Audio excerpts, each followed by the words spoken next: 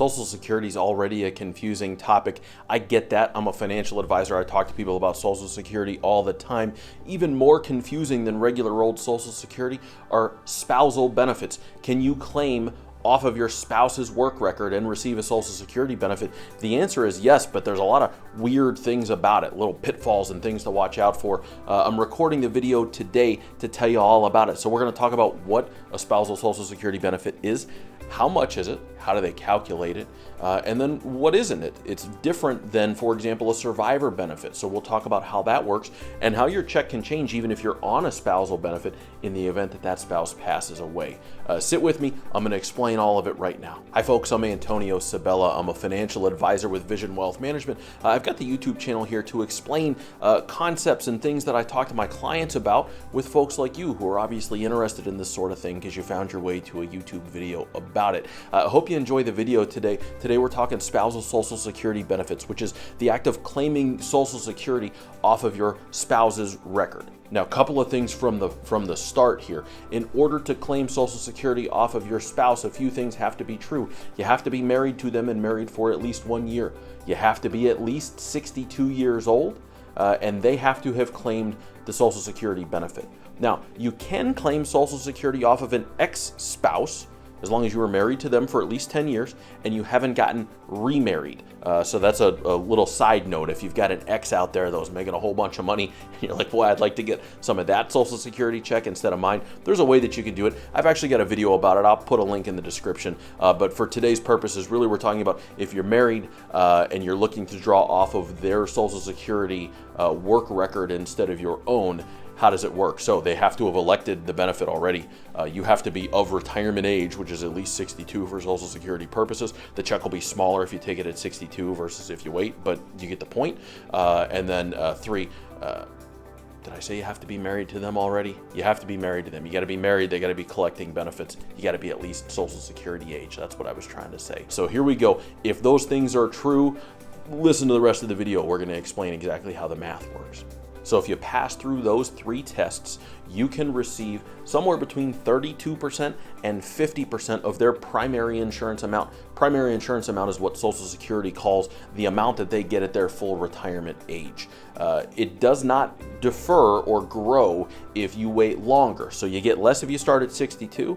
By the time you get to full retirement age, it's the max that it would be for you, which would be 50% of their full retirement age benefit. If they didn't take Social Security, say they were older than you and they didn't take Social Security at full retirement age, they waited until they were 70, you don't get 50% of their 70-year-old amount.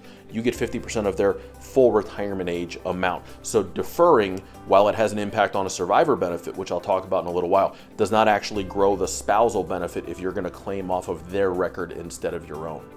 Another thing, once upon a time, we used to advise clients to file what was called a restricted application. A restricted application was to say like, hey, I turned 62.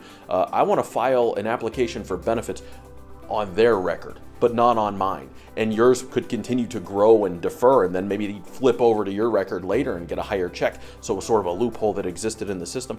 Back in 2015, Congress did away with that. They now operate, Social Security now operates on something called deemed filing, which is to say, if you file for any benefit, your spouse's or otherwise, you're deemed to have filed on your own benefit. So there's no longer the trick or the loophole to say like, I'll claim off of them and allow my benefit to grow and defer. Because as we know, the longer you wait to take Social Security, the higher the benefit. Hey, while you're watching the video, if you're enjoying the content, go ahead and click the button, subscribe to the channel, because if you subscribe to the channel, you'll get notified when we put new stuff up. Try to get 1 or 2 things up a week all about retirement, Social Security, taxes, investments, all of that good stuff. So if that's of interest to you and you want to see more, click the button, come on back and watch some of our other stuff. So important to note here, if you are going to take a spousal benefit, if your spouse earned more than you, they paid more into the system, and so their check is just going to be larger if you can claim off of their work record instead of your own, don't wait past your full retirement age to take the check, because that's the largest it's going to get for you. It'll be 50% of their full retirement age amount at that point. Waiting beyond that doesn't work like regular Social Security, where if you wait beyond full retirement age, you get delayed retirement credits, where the amount of the check goes up until age 70. So take it early or up to full retirement age, but benefit. If you're going the spousal route, period, and you just know that's going to be the way to go, don't go beyond full retirement age. It doesn't make any sense to wait. I'll give you an example. Let's say that at full retirement age, their benefit was $2,500, and you were also now of full retirement age,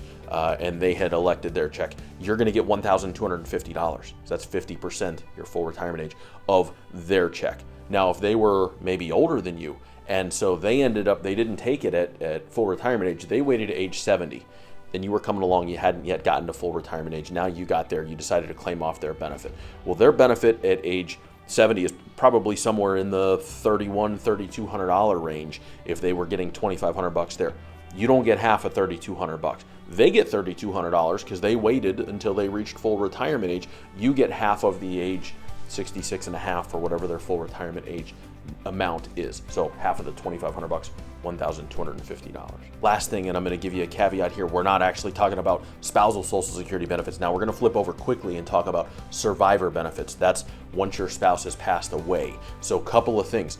If your spouse waited and deferred to age 70 and they ended up with that larger check, that proverbial $3,200 that I just talked about, you're going to receive that if you're a Social Security beneficiary. If they've passed away, it's a whole different set of rules. And so that can be beneficial to a couple for the larger check to wait and defer, not for the spousal benefit, but for the survivor benefit. I just wanted to get that in the video. Even though it's a separate topic, it's important to note that while it's not going to benefit you if you're claiming off their record while you guys are around, it can benefit the surviving spouse to make that check as large as possible, especially if you've got some longevity on your side. I've got lots of Social Security videos out there. As a matter of fact, I'm going to put one up right here.